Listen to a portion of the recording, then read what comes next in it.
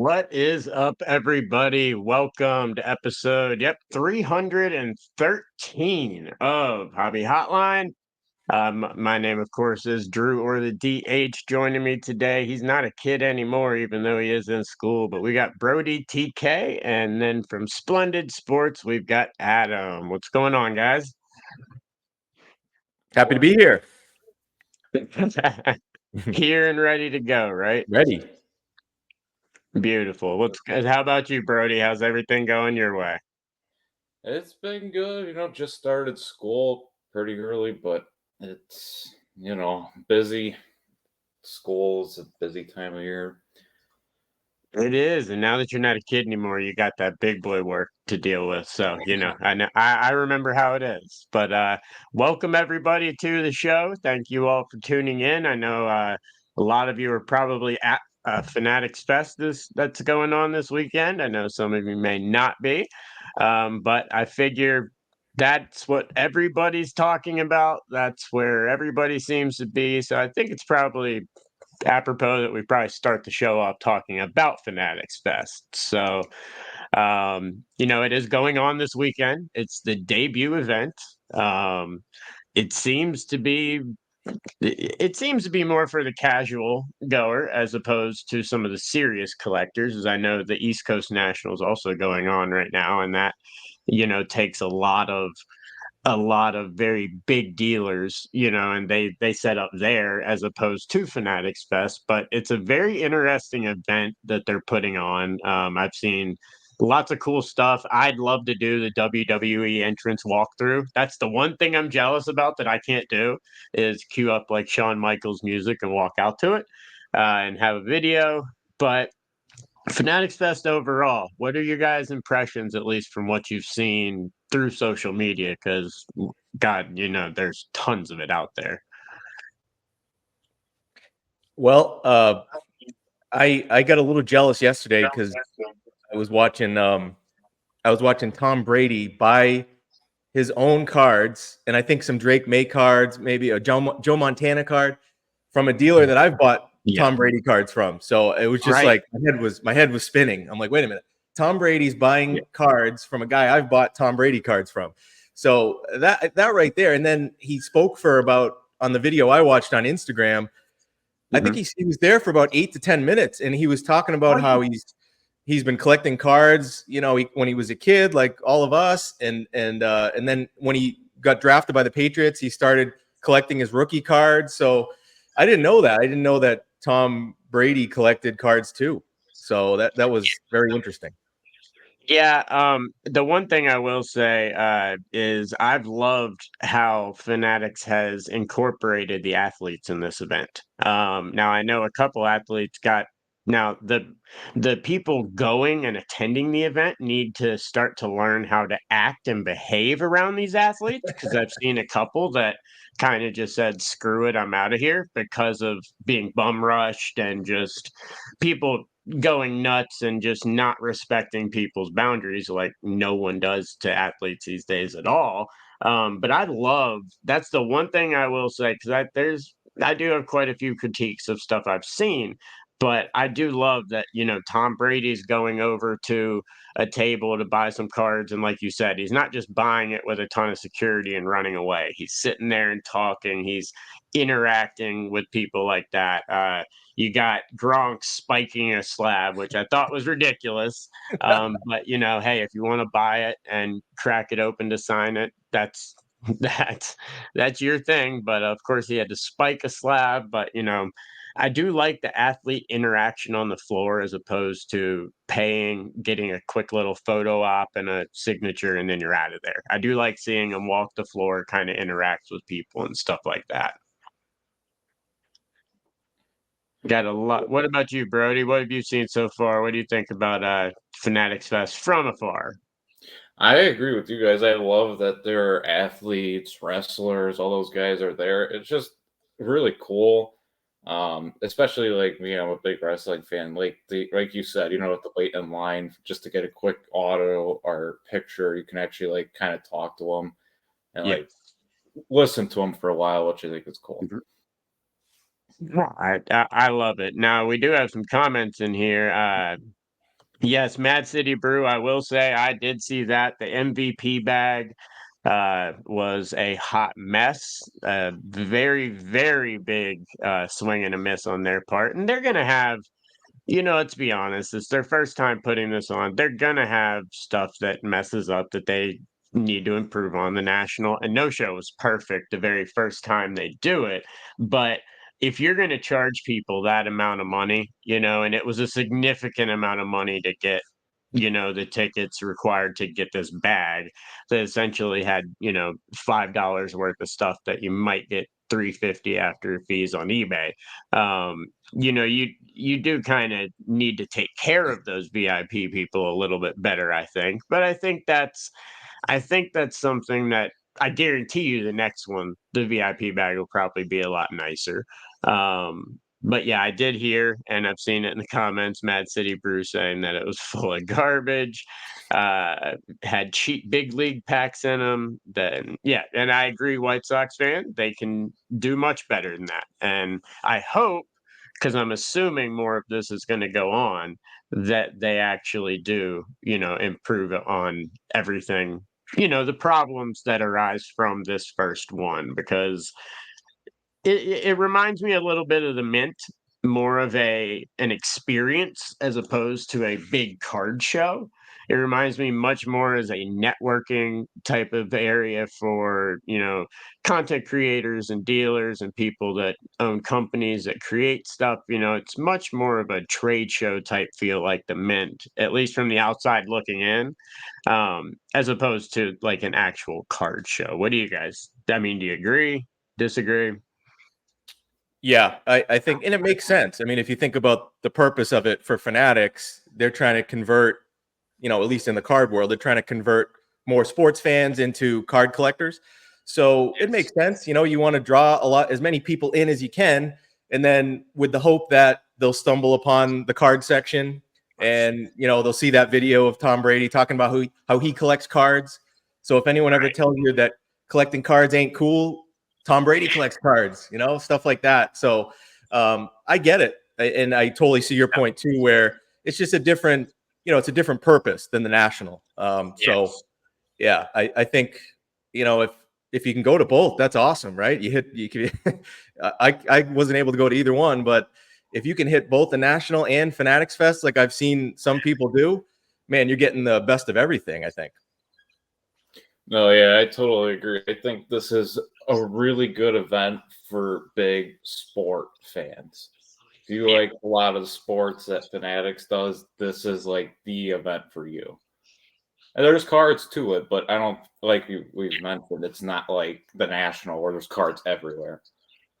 Right. No, it's definitely, there's cards to be bought. There's tons of deals that are going to happen at these things, but absolutely, you guys nailed it. This is for the casual collector, maybe the person that's not a collector yet. And let's face it, you put it in New York like that. They did a wonderful job with putting a lot of focus on WWE and having a WWE area, because one thing about wrestling fans, they travel. They will travel and they will go to New York City, especially because it's a legendary area. Madison Square Garden, obviously, they're not there, but it's that area. Wrestling fans travel. I thought it was really smart to, be able to bring in Cody Rhodes, people like that, because they travel a lot. Yeah, even like a White Sox fan, John Boy Media is there. So this is an event where I think, as much as I could care less if I was there or not, outside of wanting my entrance from the WWE, and seeing people that I wouldn't see otherwise.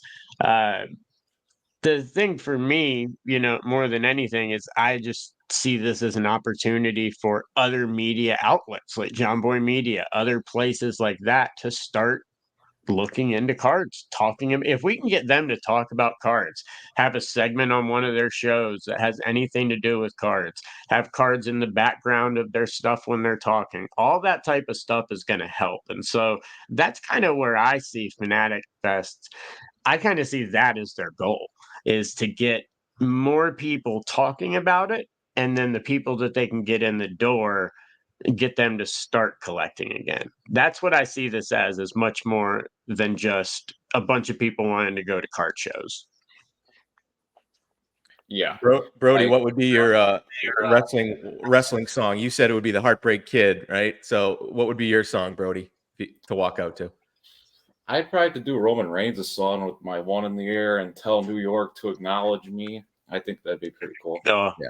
yeah, I would do I mean Heartbreak Kid just for childhood memories. If we were going modern day, I would have to either do Romans because it literally sounds like a final boss video game, like you said, or I would want to do I mean you could go Seth Rollins, or Yeah. I'd want to get creepy and go Wyatt Six. But that would be me. What about you, A lot Adam? of good Who'd choice. you walk out to? Well, I'm old, so I would go with like Hulk Hogan, not the real American. I would go with his original "Eye of the Tiger" song that he used to come out with. Beautiful. Not NWO, not Hollywood. No, We're no, going. no, no. We're going. I was out. Okay. I was out at that point. I'm in on like the '80s Hogan. Beautiful. All Yeah. right. Good deal. You could always Vintage. Ultimate Warrior and just take off and just start Yeah. going crazy if they had ropes, Yep. But Coco Beware, there's a lot of them Oh, we could go with. But I did think that was really cool. But one video that I did see that I'll pull it up right now. I thought this was really cool. We talked about Tom Brady going to the table and opening or buying some cards. Talked about Gronk spiking. I'll pull that video up if everyone hasn't seen it yet. Um, I do completely agree, Abel. A February Fanatics Fest would be great to be able to include baseball players, but I think next year you're going to see Fanatics Fest at least two or three of them. I would not be surprised to see them in multiple places. Probably Vegas, New York, and maybe somewhere in California. Maybe we get something in Texas, but that's what I would think. But there was a video that I saw that was really, really cool. Let's pull it up here. Grant Williams, another player that was walking the floor, maybe not the biggest, person out there that's attending the event, but Grant Williams attended the show. And let's get this up here, get it nice and zoomed in here. And he opened up a There we go, and I like to do. no, he opened up some box. I'm not sure exactly what he was opening up. I guess repack. In the repack, he ends up getting the fifth grade, which ends up being his. Hold on. Try and get there. We go. Here we go. Ends up getting Let's go. first gets that one, and then Maybe the one too. yeah. I like to do. The one of Luca. That was the wrong video. Let me pull it up. But Grant Williams ends up pulling a Luca RPA. A massive, massive Luca RPA from National Treasures out of 10 at the event. What do you guys think? I mean, stuff like that's pretty cool. Just seeing a basketball player out there opening up boxes, something he's not used to doing, and he hits a card that's probably, I don't know, the card's probably 50 grand. The card that he pulls. I mean, it's amazing. Yeah, I love too. I mean, like thinking about they're both NBA players, so Grant Williams probably pulls that card, and he probably really respects Luca and what he's done for how long. Oh It's yeah, been big time. Big time. I mean, he's got to be a. I mean, everyone in the league respects Luca. You see stuff all the time where they're talking and people say, he's got that dog, and stuff like that. So, it's pretty cool. But here's actually, I do have it now. Let's pull it up. I don't know why it did not do this before, but let's see if we can hear it. Here we go. So Four out of five, too. 4 out of 4 out of 5. And his teammate Luke Doncic gold RPA. Of course, people got to shake the camera like crazy. But out of And from National Treasure, Grant Williams pulls right there on the floor of the National. Out of 10? Kind of like Oh crazy. my God. And I got a piss off 1 of 1. Oh, pretty awesome. That is out of 10. Let's go. Pretty awesome. I love it. I think it's great. I think that's some really neat stuff that you don't see at the National, but you're gonna see it here, and that's what I like. And I know Grant Williams pretty well. Used to play for my Celtics before he went to the Mavericks. And maybe I'm wrong. Might be ironic because I feel like he was on the Mavericks and then they traded him midway through the season because the rumors were that him and Luka didn't get along. Yeah. So that's pretty funny that then here we are. He pulls the big Luka card out of the. Well, that's about the question. irony. Does he sell it? Yeah. If he doesn't like Luka, he probably sells it. Hey, I know he makes a lot of money, but that's a nice little addition right there.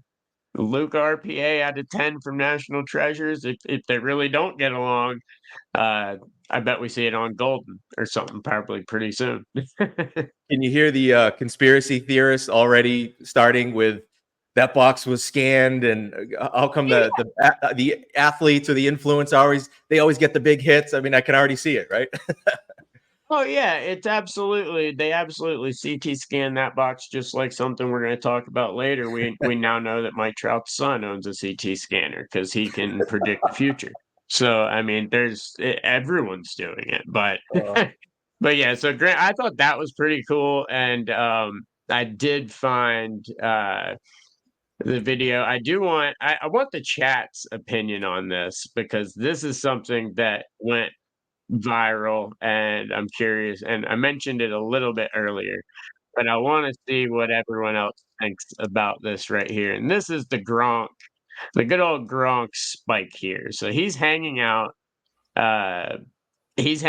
walking the floor like everyone else was, and he ends up finding a card of himself, and then he decides to do this, which will pop up here. And I wanna know what you guys think. Cards and Brady's cards combined. Making it up. Let's go. Boom. Right on a display case too. Granted, they're plexiglass top ones and not the glass ones, but of course, doesn't break perfectly. So, being drawn. Welcome to the happy ground. Yeah, there you go. There's the second spike. And so we've got Gronk spiking a spot, and then he ends up signing the card, whatever card was in there. Love it, man. And, pretty cool that he signed it and everything, but he says it's worth $20,000. But what do you guys think about that? The Gronk spike out there on the floor. I mean, he spent his money on it, so I mean, kind of one of those things. You could do what you want with it, I guess. I don't know. It's definitely odd, but I mean, Gronk's known for his massive spike, so. Yeah. No, I agree. And then the chat seems to agree right here. He did ask permission, Lou Rock. I mean, I assumed that. I mean, he's not just gonna do it randomly. They're gonna obviously this was set up, and I'm sure someone probably even asked him, hey, would you spike this? I'll buy this. Would you spike it and sign it? I'm sure there was a lot that went on to, having this done, but you know, I don't know. I guess being Gronk's thing, I guess it is what it is. But, you know, I don't know. Not what I would do. I don't like that he did it on a case. Spike it on the dang ground, man. Don't break a case. Yeah. That can damage cards underneath. You never know what happens. If that's a glass case, it is damaging cards underneath. Like, there's other stuff that could absolutely happen. So, and plus something could hit someone in the eye. There's a lot of dangerous stuff that you could, possibly happen. Is it probably going to happen? No.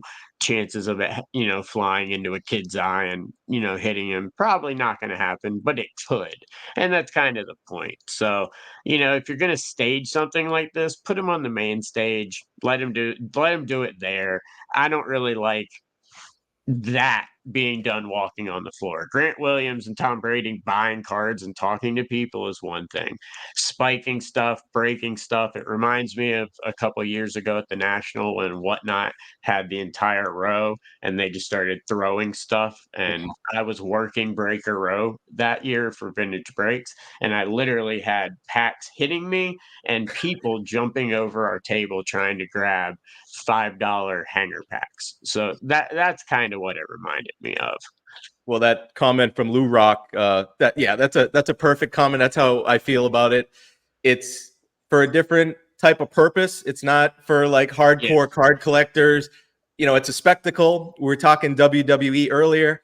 I think Gronk was in the WWE, wasn't he, for a little bit? Like he made a couple appearances. So the whole show has that feel to it of WWE spectacle promotion, and I get it. You know, that's the idea. They want to create viral videos like this so people outside us collectors see these videos and be like, what is that? What is he doing there? What is that? What is that? A card, a slab? So it's great marketing. It really is. And I think it will work to get more eyeballs on the hobby and everything. But yeah, to the point there with Lou, it's just not, it's a different show. I want to tell a quick story that I was thinking, because like there's a lot of talk about like National versus Fanatics Fest, which makes sense. Yes. That I want to go back to that Tom Brady video because the dealer is a guy by the name of Kevin, and he goes by DeCaptain37 on Instagram. He's probably the biggest, if not one of the biggest, Tom Brady dealers around. And I've known him for a while. I've bought cards from him and met him at a show, and he's a huge fan. He's a huge Tom Brady fan. Right. But what was interesting is, I follow his updates on his Instagram channel, and he usually sets up at the National. This was the first year that I forget why, but something with the new rules, he wasn't able to set up at the National. And he was very disappointed at that. So he still went, but he was just kind of walking around selling cards, but he didn't have his normal setup. And here we are, flash forwarding to Fanatics, where he's set up. He's meeting Tom Brady. Tom Brady's buying cards from him, having a 10-minute conversation. So the dichotomy between the two shows, I think you can kind of see it right there. And I get it. For some dealers, it's a different experience. And I just thought it was very interesting in the point of view of Kevin there. I'm sure he'll talk about him. He's probably over the moon with that experience, just knowing what he's into. So it's just funny. Yes, Blue Rock, we will all back you. You do make good points. Yes, you do. I think all of us will back you on that. Yep. And Philly Joe, I mean, kind of nails it also. It looks awesome for what it's supposed to be, a sports festival. Fanatics kind of even told you that this wasn't an actual card show when they designated a card section of the event that said, okay, this is where the selling of cards is going to be. When they designated a small area of the show to that, right away, which, like I said at the beginning, reminds me much more of the Mint. Might not be a bunch of companies showing off like a trade show, all their new stuff, but it is definitely companies out there showing off what they have and introducing themselves to those casual collectors. And I think they set it up in a great way for that. But if you look at it as a card show, you're going to be severely disappointed. But you had the opportunity to go to the East Coast National, which is literally like an hour from there or 2 hours from there. And that show is a lot of times better than the National. So, there's plenty of cards plenty of stuff to do if you wanted a card show itself. But yes, it's definitely much more corporate than anything, White Sox, Tom. And that's what they want. They want that because like I said, that's what's going to bring in new companies. I love the fact that I saw in the comments earlier that John Boy Media is there. That's the type of stuff that needs to be at these events and doing this stuff, because that's how Fanatics is going to, and Michael Rubin are going to do what they say and 10x, really get into the hobby. You can't just put a cool commercial with a really funny ending on TV. I mean, that's not going to work. You can't just put stuff in lids and hope people, buy a box at lids. You've got to do stuff like this that people go into it and they walk out of it like, holy cow, this is amazing. This, I want to be a part of this world. And so that's what I think they're going for here. And I do agree, Philly Joe, it is awesome for kids and families, 100%. Yeah, 100% Uh, agreed. There's a lot of cool. What's that?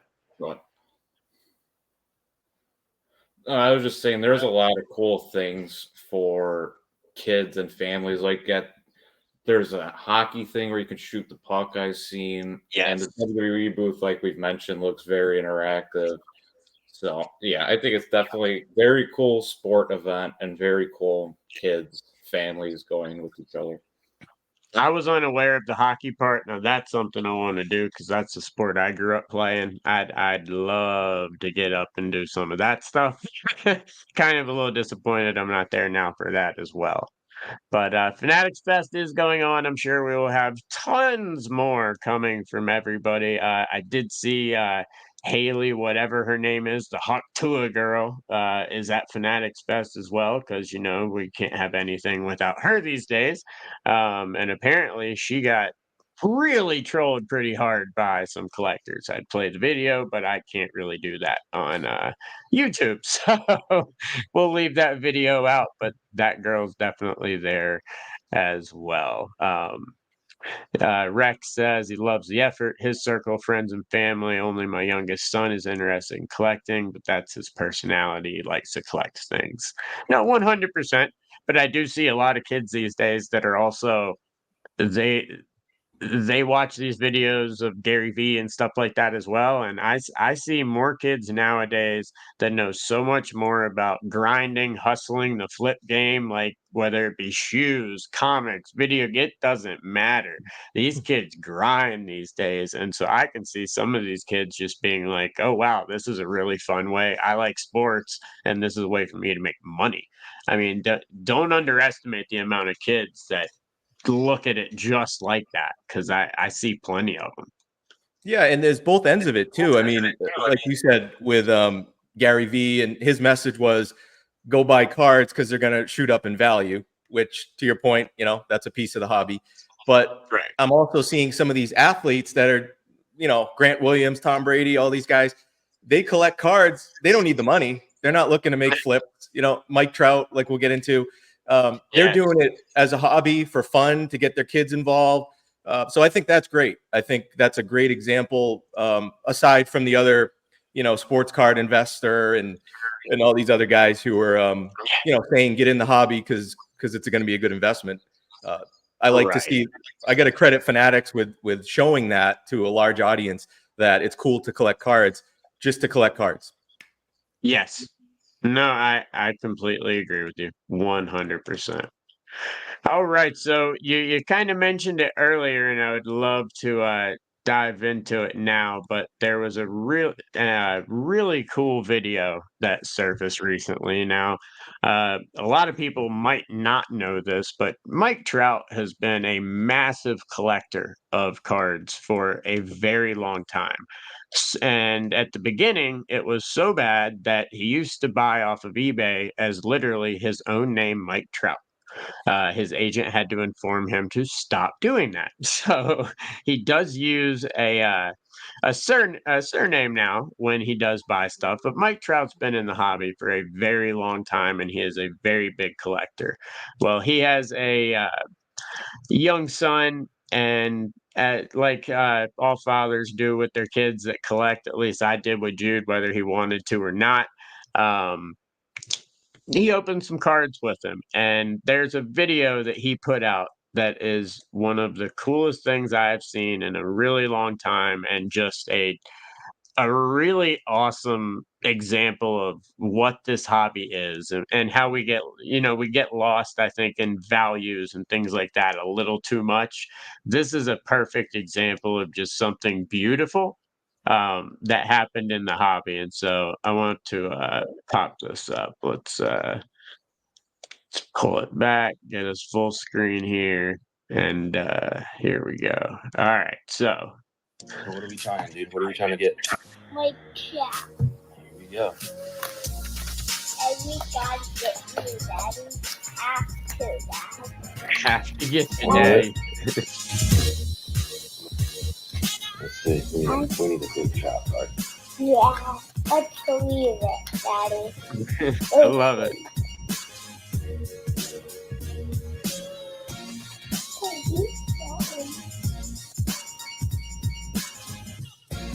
My father was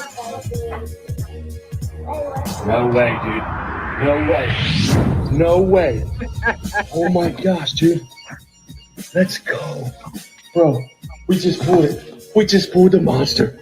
Let's go, baby. We just put a monster. It's him. No way. Oh my gosh, dude. Daddy, Oh, let's put I in I one put of this these. player in here.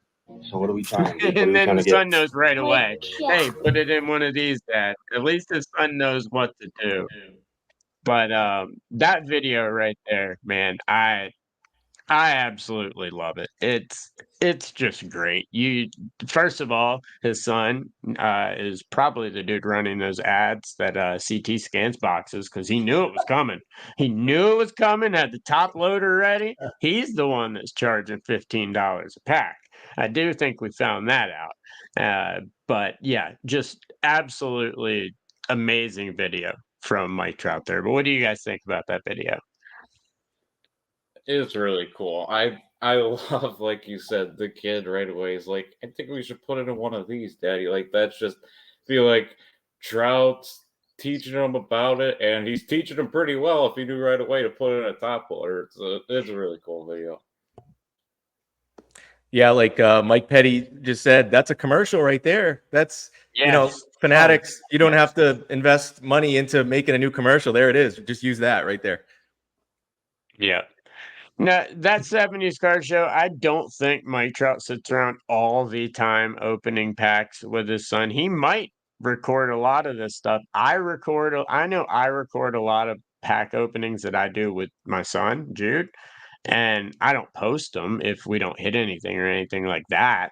But I have a ton of videos, so it's very possible, for him to be doing that. It did not look in any way, shape, or form like professional lighting, like that they tried to. I mean, they didn't even have the camera set up for a good angle. So this does look like he was videotaping and having some fun and ripping. Now, how he got those boxes, whatever. But I don't really think that this was quote unquote staged. I think he may have been given a bunch of boxes of that and said, "Hey, open it," or he might have bought those boxes. He's a huge collector. He could easily have cases of that stuff left. Um, but my favorite part of it all, I think, and Lou Rock TV said it right when Mike Trout goes, "We pulled a monster," and it's him. It's like it's like Luke opening it up and being like, "Oh, we pulled the best player in the league." No. Well, now that Mike Trout's son's invested in Mike Trout cards, maybe Yes. he could have some influence and get his dad to push for a trade. And I would love to see him on a team that can compete in the playoffs when he comes back. Yep. Definitely would be nice. That 70 show, I disagree that he's not teaching him well. Enjoy the card, screw the value. I think that that's what he's doing. I think he's, I mean, with his son saying pull a monster, that's just like when Jude hits like a gold Charizard. He's like, yes, I hit the card I wanted. He just got it back from PSA and it's in his collection. From this little video, it looks like they're just opening cards to have some fun. I doubt he's, about to talk to his little child about value. I think, they're just having fun opening up cards. But it's a pretty cool video. I think, I think it's probably staged in somewhat of a bit in terms of, hey, open all this stuff and do this, but compared to how they normally stage it, I don't think it was that. I don't think it was that. And even if it was, it's pretty awesome. The son definitely didn't know unless he is that CT scanner that I think he might be. But, it's pretty cool. And even if he's talking about value, like to your point, I don't see them going to be selling that card. They don't need the money, I don't Wow. think. But it's just with kids that young, it's kind of hard to be like, well, this is a great card because it's my first autograph and it's a Bowman and it was my rookie year. I mean, kids, it's easier to be like, well, Right. this is worth a lot of money, and I mean, Yeah. they No, get that kids get idea. that. Yes. Yeah. Oh no, if I try and explain to Jude why a card up here is worth money, because of this parallel out of this, he's gonna be so bored and disinterested in 5 minutes. It's not even gonna be funny. But I say, yeah, this card in the PSA 10's $300. Whoa, like it's much easier to, simplify it a little bit. But I love the video. I don't care if it's staged or not. I think it's great. I hope it makes a commercial. And speaking of commercials, Mike Petty mentioned it, and I loved it. The recent commercial that Fanatics did, it does definitely tug at the heartstrings, big time. And if you have not seen the commercial, it's pretty awesome. They've done a very good job with their first commercial, I think. What Yeah, about I agree. seen it? Yeah, I shared it on. I think I shared it. It's on the Topps YouTube page. I thought it was great. Yeah. Yeah, it was just very well done. I mean, look, that was Fanatics, right? Fanatics made that. I mean, Uh-huh. they're everyone agrees they're good at marketing. That was beautiful. I mean, that was a Okay. great commercial, and I'd like to see one with as a father of 2 daughters that wants to get my kids at some point into the hobby. Be nice to do one not just with boys but with girls too. That'd be cool. Hey, I think that's something you're gonna see a lot more of, but I'll get into that later. Brody, what about you? What'd you think about the commercial? I think it's awesome. It's just a really cool way of showing cards, and they mentioned at the Topps Q&A that they're going to start putting out a lot of commercials like this. So I would expect them to keep coming. Yep. No, and no, I agree, and I think you will see a lot more from the female side of things in collecting, as I know it's a part of the industry that's growing heavily. There are a lot of new breaking companies that are coming out, companies in general that are distributing products that are all female oriented. I attend a ton of shows, and you see a lot more than you used to in terms of people actually working in the industry and actually collecting. So I would expect to see some stuff in the future. My favorite part of that commercial, though, was at the very end when the son asked if he could have it, and the dad had to pull back to the old hobby. No, no, son, it's not yours yet. Eventually, you get it, but no, not yet. How much is it worth? How much is it worth? He goes, everything. Exactly. Yep. Exactly. I love it. It was great. But yeah, the Mike Trout stuff, I loved it. Some people say it's staged, but who knows? We'll see. Get a couple comments in here. Guys, if any of you are or went to Fanatics Fest also, please feel free to call in and join the show if you have any comments about Fanatics Fest or anything that we've been talking about. Please call in. We'd love to have you guys join the show, especially if you're at the event, and that you can tell us a little bit about it. If you're there right now, you can even show us a little bit of it. But feel free to call in and join the show. The link is in the chat. Here we go. We got Jeff's card journey. He still drinks Coke because of me and Joe Green. Mike Petty, Mr. Coffee because of DiMaggio. I still eat Crunch Bars and drink Sprite because of Grant Hill. I get it. So, it is what it is. But let's see. Here we go. I did see a comment I wanted to get to earlier. Let me pull it up. We were in the middle of a discussion, but I wanted to from that 70s show. Here we go. Okay. So he just got back from Fanatics Fest, paid $395 for an autograph from a Metrodome usher from the 1987 Twins World Series. Like, I gotta steal. Sorry, I loved it. Had to just throw that one in. That was a good one. All right, just checking some comments here right now. There you go. Love bourbon because of Mantle. There you go. Gotta love it. All right, so we'll move on now, guys. If you haven't seen there's a new card in the hobby that's kind of taken the hobby by storm right now. At least it can't be pulled from a pack, so nobody can CT scan this one. But it's getting a lot of attention, and of course, everyone with a lot of disposable income or a nice backer likes to do these days. Bounties have been put up for this card. We're talking, of course, about the Olympic triple auto that is coming out. It is the first Topps LeBron auto ever, and it is a triple auto from Topps Now featuring Steph Curry, Kevin Durant, and LeBron James. Now, you had to buy one of the base cards of this, and one of the base cards are going to, in addition to that, you're going to get parallels, and then one person is going to get this card right here, a triple auto, which looks beautiful. And I mean, it's Team USA legends. Kevin Durant absolutely deserves to be on there, especially being a Team USA. But Jeff Wilson, of course, started off at 100K, which is laughable, plus a Card Shop HQ VIP experience, which means absolutely nothing. So that adds zero value. But he put up that he put up that bounty, and then the great guys over at Grand Slam put up a $150 bounty. Golden's getting into the mix. Pristine. Everyone's kind of bountying up this card. We all knew it was worth a lot more than that, 100K that they tried to do.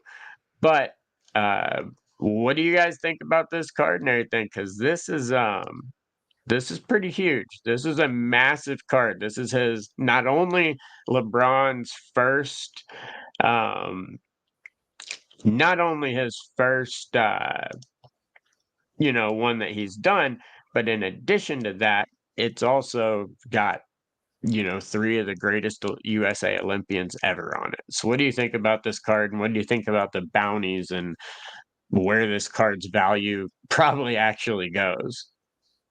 I love the card. I mean, I love the people that they chose for it. Steph had an Yes. unreal Olympics. LeBron's one of the best players ever, and KD's Mhm. probably the most decorated U.S. Olympian ever. He's been doing it for a while, and I bought a copy. So if you don't see me for a couple months, you might know why. No, I bought 10, so I'm right there with you. I bought 10 of them. And that's not a sticker auto, right? That's on card. Yes, this is on card. This is Wow. on card. Now, normally this stuff is put in when they do an autograph variation like this, it's normally a redemption. I do not think this one will be a redemption. I think this card's so big and that it was done at the Olympics. I think that they're going to be and that the season hasn't started, but everyone's getting together and he has such a good relationship with all these players. I think this card will actually be sent to someone in one of those packages. The way they do it is you'll get your regular Topps Now card, and if you get a parallel or the one of one auto, and they do have colored parallels, you get that in addition to the card you ordered. So it would be an extra card that came with the order. But yes, absolutely, Lou Rock, lottery tickets, baby. But if not, they're really cool cards. I bought 10 of them because they're really cool cards. I'll grade a couple, sell a couple, and keep it as a memory because, like Brody said, they picked. If we're going for this generation and not the 90s dream team, if we're going to this generation of USA basketball, I think you picked the three best players of this generation. I don't think you can argue anyone else should be on that card when it comes to even all of the last couple Olympics, like not just this one. Yeah, I agree. For me, if they made one with Jordan, Bird, and Magic from the '92 Dream Team, that would be more for me. But I Yeah. totally agree. For the newer generation, those are the three guys. And with Jeff Wilson, do you think he's putting that bounty out because he wants the card for his collection, or is he trying to buy it and No. then sell it? Is No, that what no, you? Jeff Wilson put that $100,000 bounty out for no reason other than to get people to talk about Jeff Wilson. All right, He I knew got no one was gonna take that $100,000 bounty. He knew good. someone was gonna one up him. But for 3 days, what did everyone talk about on social media? They Yeah, talked about Cards HQ and Jeff Wilson and his bounty. He's a marketing guy. He comes from yeah, a marketing background. He owns a marketing firm. He knows what he's doing. That is an advertisement that he paid nothing for that got him probably a ton of attention. So he accomplished exactly what he wanted. But make no mistake about it, he had no intention of that person selling it to him for $100,000. He knew that someone else was going to pay a lot more for that card, whether it's tops now or in a pack. It does not matter. That card is going to be a card that you probably will never see again. And it captures a moment in time that is iconic. And we've seen these cards before. This goes well and beyond a standard Tops Now card. This is much bigger than that. And so he knew that that wasn't going to happen. That was just advertising, at least in my opinion. Yeah, and even like it's just somehow somebody sold it to him, then it would just be another marketing thing. We have the one of one triple auto at Cards Right. HQ. You better come down to Atlanta and see it. Yep. Oh yeah, there'd be 800 videos on that thing. But normally you don't bounty something often. Normally these bounties are only put up once they know they have a buyer. Like these are normally set up, they already have the buyer, they already have stuff. But what tells me how important this card is and how badly people want it. We see bounties all the time for the 101 super of this or whatever it is.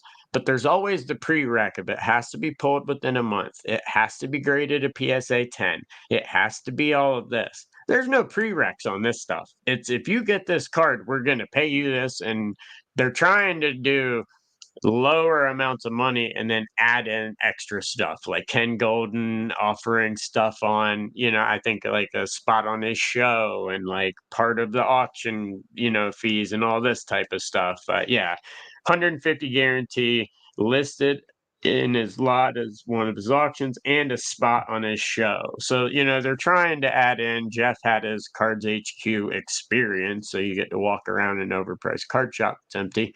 And, everyone's adding in these extra things because they don't want to spend more money.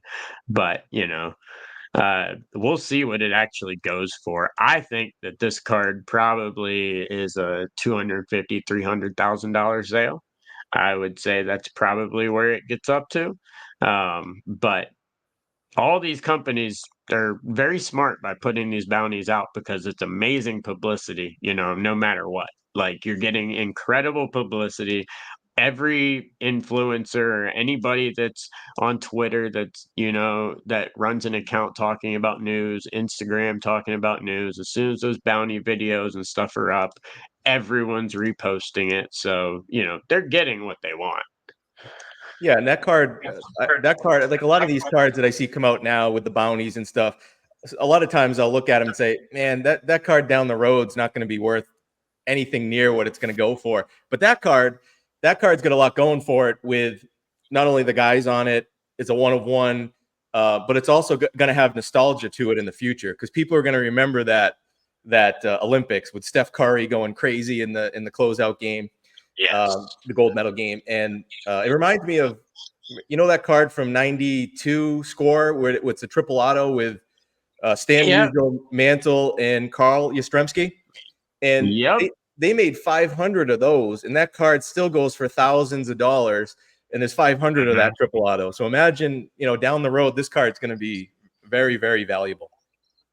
Oh, absolutely. Yeah. And not only that, it's LeBron's first ever Tops auto. Right. It's his first ever Tops auto. That lineage and that part alone, I mean, that is going to matter. That stuff is going to matter big time. So they've already said it will be the first LeBron auto that hits collectors' hands. Here's the Ken Golden video. I'm not going to put the audio on it because he's got subtitles, but Ken Golden putting up, another bounty for this card. So pretty interesting. Grading cost on that card. I would assume that PSA will probably grade it for free. I would assume that anybody that you made any type of deal with, you could say that you want it graded for free. I doubt the person that gets this card pays 1 cent for grading because honestly, PSA, BGS, whoever they go with, they're going to want it in that slab. And any of the companies that are putting out these bounties, they'll gladly pay those fees. Chances are PSA is probably going to waive them. But if someone just submitted it randomly, you're probably looking at about $1,200, $1,500 maybe, maybe $2,000 to grade the card, something like that. Maybe a little bit more, but something around that. Yeah, no, it's not gonna be 20K to grade it at PSA. They're gonna type cards like that, iconic cards like that, as someone that dealt in this industry and dealt with a PSA rep for a long time. When it comes to cards like that, deals are struck. It's not always the same as just when you send something in and they do their general upcharges. There's lots of bending when it comes to that type of stuff. Oh yeah. I will say that. So no one's paying that much to grade that card. They just want it in that slab. I I would also just think put it it's in one of these awesome Zion cases, personally. You could create your own custom Olympic flip, get it all set up, and I think it would look better. But hey, that's Oh just yeah. Yeah, that would look good. It's also, I feel like, a really iconic card because people that watch all these Olympics, a lot of people didn't think they were going to make the finals. They were losing to Serbia by double digits. And that Yeah. France game was tight, too. It wasn't like the 92 Dream Team where every game was a blowout after blowout after blowout. Right. This was tough games. Well, and you had the iconic Curry performance. I mean, let's Right. be honest. Steph Curry in the Olympics, that was the most that game was one of the most incredible performances I've ever seen in an Olympic game. Jordan-esque, if you want to say it. I mean, I've seen so many videos. The three where he was, I think, 3 or 4 people were on him, and he still takes the three and just drains it. That any other players getting benched and probably kicked off of a regular team, and you're giving Curry that green light all day long. That just shows you where he was and what he was doing. It was insane. And so yeah, I agree. This is an Olympics we're going to look back on, and I think this is one of the best Olympic U.S. men's teams we've seen of this modern era as well. And so, I think that card's going to be awfully big. I'm excited to see the stuff come out. Hopefully, it's not a redemption. Hopefully, the card's actually in the pack so we can see people open it and get it. I'd love to see that instead of the redemption in the mail. I think that would make a cool video. But we'll see. But someone's getting an absolutely amazing card. Wouldn't it be So crazy if whoever got it decided, I'm just gonna keep it. I'm not selling this one. I don't need the money right now. The heck with all your that's bounties. what I'm keeping it. That's what I wanna see is if someone pulls it that's like, I want it. Yeah. Like, yeah, like, it's staying with me. I'll sell it in 30 years. How about that? Yep. It's the card on the commercial. Yeah, right. It's the card on the Topps commercial that he won't give his kid. It's not a 101 Ohtani, it's the triple auto. Oh, beautiful. If you got it, you'd never know. What's up, 25 Perez TTM? Have DD slab and grade it much better than the big three. Yep, there's lots of companies out there. There's really no reason to grade the card. That's why I said Zion cases, because I mean the card could grade a 6. It's not gonna knock its value one bit. The card is the card. It is what it is, unless it's just completely, utterly destroyed, which I highly doubt is gonna happen. Grading it is really pointless. I mean, just outside of protection, outside of just keeping the elements away from it, stuff like that. I agree, foul ball. Well, that depends. A real collector might sell it because they could be a huge or they could be a baseball, wrestling, any other fan, but buy a couple of these cards because it's a cool one and they got a shot at a neat card. Buy it, sell it. Who's to say they don't take all that money and dump it right back into baseball cards for themselves? Like, I mean, just because someone sells something, I mean, the hobby wouldn't exist if people didn't sell their cards. So, I mean, there's no reason to think that just because he's selling it, it's just taking the money. You never know. Right. I mean, That yes, there's a part lot of people that are school. that deal with everything just for money nowadays and things like that. But it's also easier to see that stuff's been going on for a long time at the old mall card shows, things like that, for years in the 80s, 90s, and everything. But we didn't have social media, so there wasn't videos of all of it. And Right. the regular person, the regular collector, didn't know about that world. And now we do. And so, there's a lot of different factors that kind of go into that, at least in my opinion. Um, but I sell quite a few cards by other cards that I like. Me too. Brody, you'd sell it, right? I'd sell it. I'd sell it. I mean, that's probably all 4 years of my college Yeah. and some probably. Yeah. Yeah. Yeah, absolutely. Mike Petty says probably the only card in the last 40 years worth keeping. Now I'm a big 90s guy, so I'm not going Me to too. go 40 years because late 90s I absolutely love. But I will say, in terms of maybe the last 15 or so, it's probably one of, if not the card to keep of the last 15 years. Yeah. I would probably say that. I don't think there's a bigger card personally. I'm going to get I Mike Petty think this collecting card 90s cards. And within the next year, Mike Petty's going to be a 90s collector. I hope so. I can't wait till the like Kobe stuff, my era, the 96 to 99. I can't wait till that hits vintage territory because then people have to acknowledge it. Right. But guys, we are close to wrapping up to the show. Before I go, I do want to ask you guys one question. What do you think when this card sells? What do you think it sells for?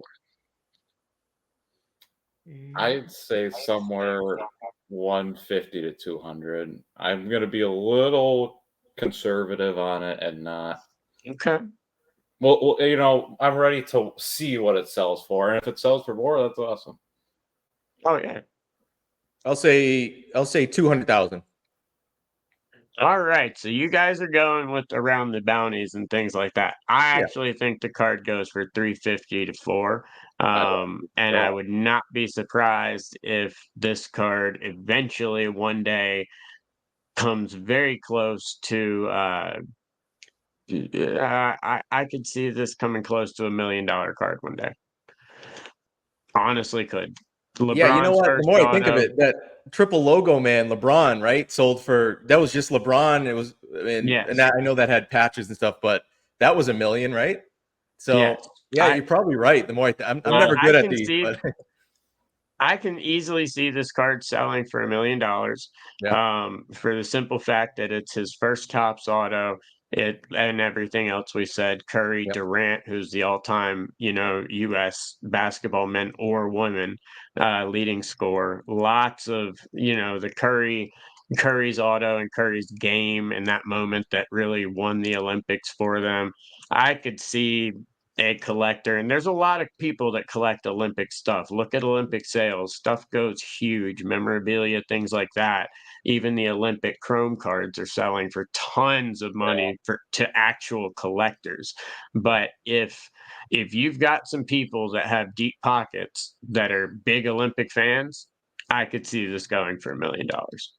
Oh yeah, just like right there where it says, it all depends if two rich people want it. Right there, 3D80 skid. If some of those people are big time Olympic collectors, I could easily see it getting pushed up to $1 million. I think it's probably closer to 350 to 5, something like that. But it's going to be interesting to see.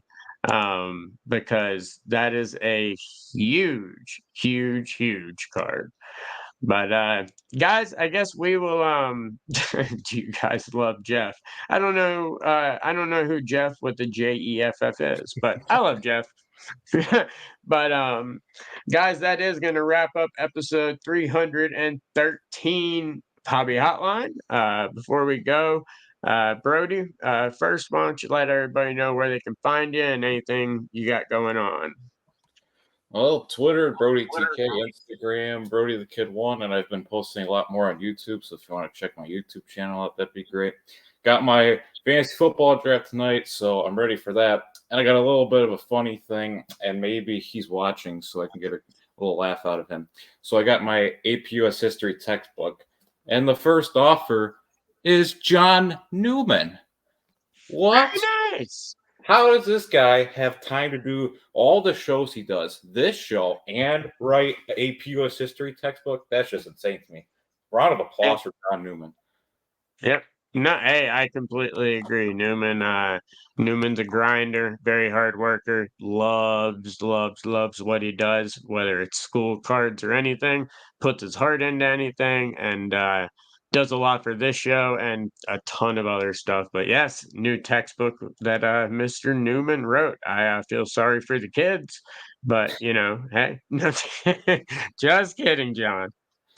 But Adam, also anything you got going on where everyone can find you at? Yeah, I go by Splendid Sports on YouTube and Instagram. I don't really have much going on right now. I'm out here in Arizona. It's really hot, so we're just trying to get through the summer. I don't really have too much in the hobby other. I'm just keep collecting. I'm just keep trying to not spend any new money on cards. I've put in a lot of money over the last few years, so just trying to sell some cards like you were talking about to fund anything new I get. That's where I'm at.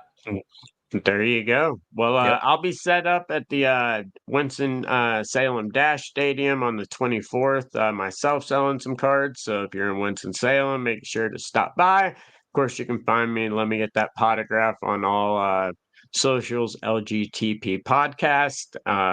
Also have my new article up on Hobby News Daily, Iconic Inserts, where we take a look at rock stars.